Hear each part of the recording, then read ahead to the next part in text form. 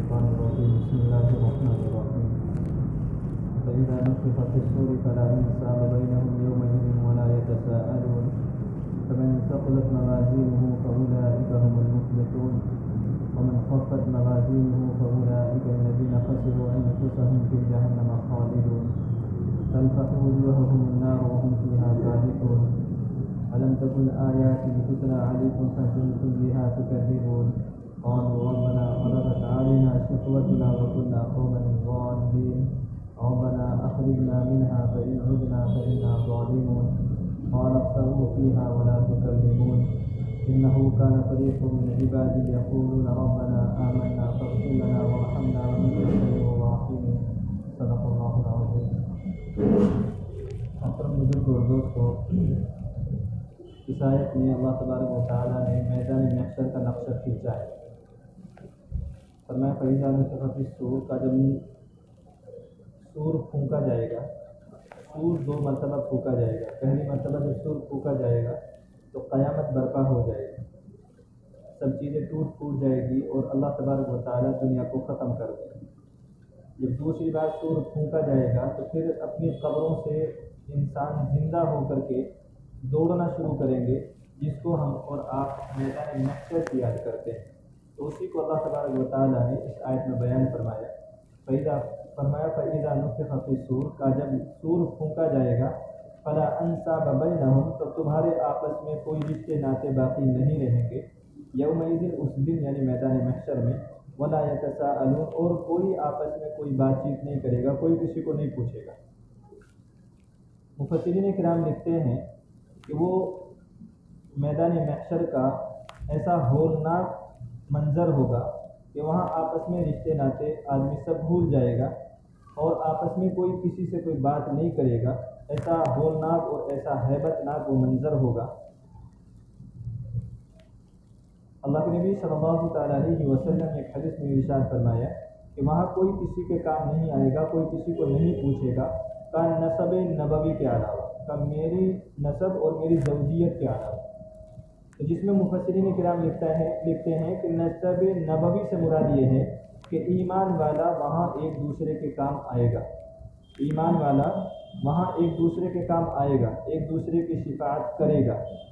اللہ چونکہ شفاعت کا حق اللہ تبارک و تعالیٰ نے آیت الکرسی میں فرما دیا کہ جس کو اللہ تبارک و تعالیٰ اجازت دے گا وہ شفاعت کرے گا، نہیں تو وہاں کسی انسان کو بولنے کی اجازت نہیں ہوگی تب تک اللہ تبارک و تعالیٰ اس کو اجازت نہ دے دے.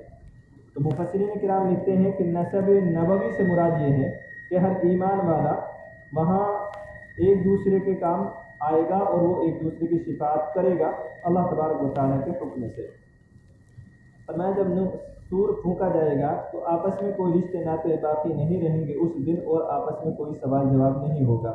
فَمَنْ ثَقُلَتْ مَوَازِينُهُ فَأُولَئِكَ هُمُ الْمُفْلِحُونَ کا وہاں کوئی چیز اگر کام آئے گی تو وہ ہے ایمان. ایمان کا ایک ترازو وہاں پر کھڑا کر دیا جائے گا، جس میں مفسرین کرام نے کئی قول نقل کیے. پہلا قول یہ ہے کہ انسان ایمان والا ہوگا، اس کو تولا جائے گا، ایک پلڑے میں ایمان والے کو رکھ دیا جائے گا، دوسرے پلڑے میں کافر کو رکھ دیا جائے گا. ایمان والے کے مقابلے میں کافر کا کوئی وزن نہیں ہوگا، وہ ہلکا پھلکا ہوگا.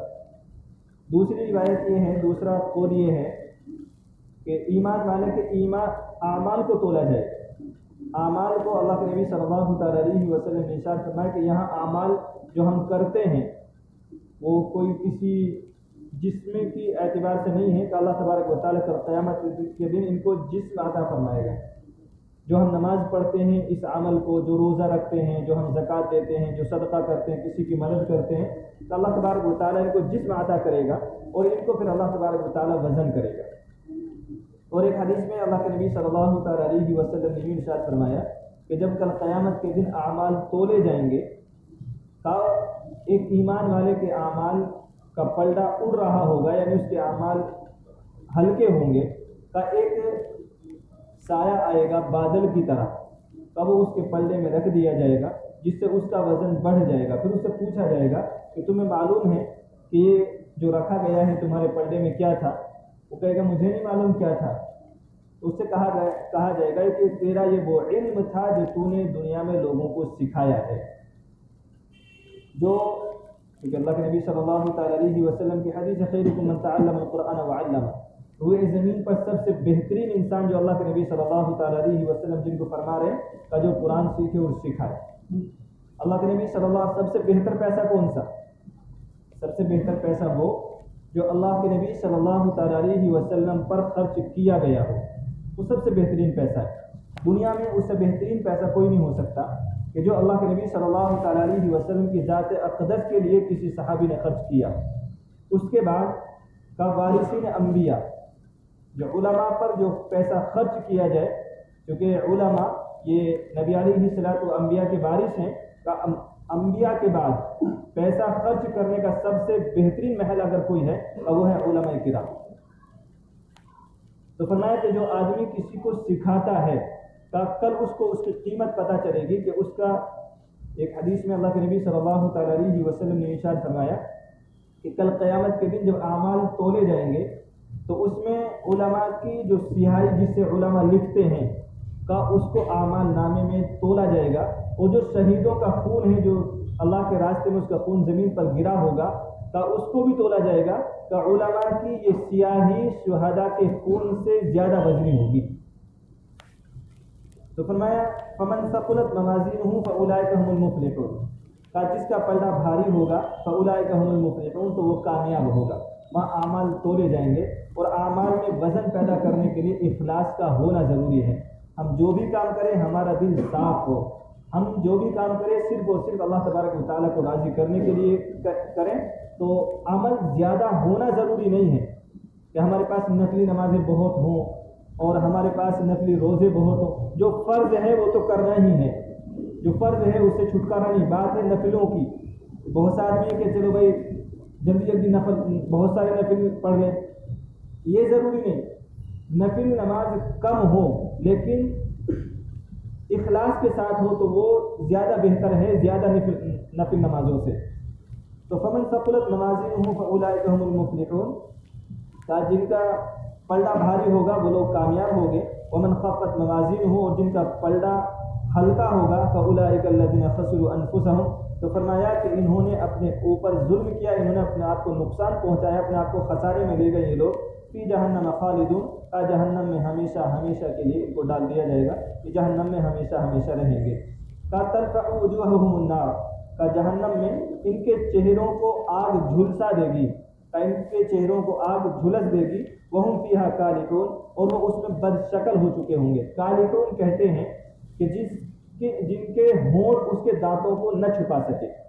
تو جہنمی کی ایک شکل یہ ہوگی جو کالحون، جو اس آیت میں اللہ تبارک و تعالیٰ نے بیان کی ہے کہ جہنمی کے ہونٹ، نیچے والا ہونٹ اس کا نیچے پڑا ہوا ہوگا یعنی کہ پیروں پر، اور اوپر والا ہونٹ اس کا گدی پر پڑا ہوا ہوگا جو سوج کر کے اتنے موٹے ہو چکے ہوں گے۔ تو فرمایا وہم فیہا کالحون، کا وہ اس میں بد شکل ہو چکے ہوں گے۔ اتنی سخت سزا جہنمی کو دی جائے گی۔ اللہ تبارک و تعالیٰ تمام ایمان والوں کی جہنم سے حفاظت فرمائے گی۔ فرمایا الم تکن آیاتی تتلی علیکم فکنتم بہا تکذبون، کیا میری آیتیں تم پر پڑھ کر کے نہیں سنائی جاتی تھی؟ فکنتم بہا تکذبون، اللہ تبارک و تعالیٰ سوال کر رہے ہیں کیا میری آیتیں، میرا قرآن تمہارے سامنے پڑھ کر کے نہیں سنایا جاتا تھا؟ فکنتم بہا تکذبون، کا تم اس کو جھٹلایا کرتے تھے؟ کا قرآن میرا پڑھ کر کے سنایا جاتا تھا تو اس کی تصدیق نہیں کرتے تھے، اس پر ایمان نہیں لاتے تھے، اس کو جھٹلا دیا کرتے تھے، اس پر عمل نہیں کرتے تھے۔ قالوا، تو وہ کہیں گے ربنا غلبت علینا شقوتنا، تو وہ سب کہیں گے اے ہمارے رب، ہمارے اوپر ہماری بدبختی غالب آ گئی تھی، ہم بدبخت ہو گئے تھے۔ وَكُنَّا قَوْمًا ظَالِمِينَ، اور فرمایا کہ ہم گمراہ لوگ ہو گئے تھے، کہ ہمارے اوپر ہماری بدبختی غالب آ گئی تھی اور ہم گمراہ ہو گئے تھے، ہم بہک گئے تھے۔ ربنا، تو پھر درخواست کریں گے جہنمی، اللہ تبارک و تعالیٰ سے درخواست کریں گے کہ ربنا اخرجنا منہا فإن عدنا فإنا ظالمون، اے ہمارے رب اخرجنا منہا، ہمیں اس سے نکال دیجئے، ہمیں جہنم سے نکال دیجئے۔ فإن عدنا، کہ پھر اگر ہم ایسا دوبارہ کریں فإنا ظالمون، تو پھر ہم گناہ گار ہوں گے، کہ ہمیں ایک موقع دے دیجئے جہنم سے نکلنے کا، کہ پھر ہم تیری فرما برداری کریں گے، تیری نافرمانی نہیں کریں گے، اور اگر پھر ہم تیری نافرمانی کرتے ہیں فإنا ظالمون، تو ہم پھر اقرار مجرم ہوں گے، ہم اقرار کرتے اپنے جرم کا کہ ہم گناہ گار ہوں گے۔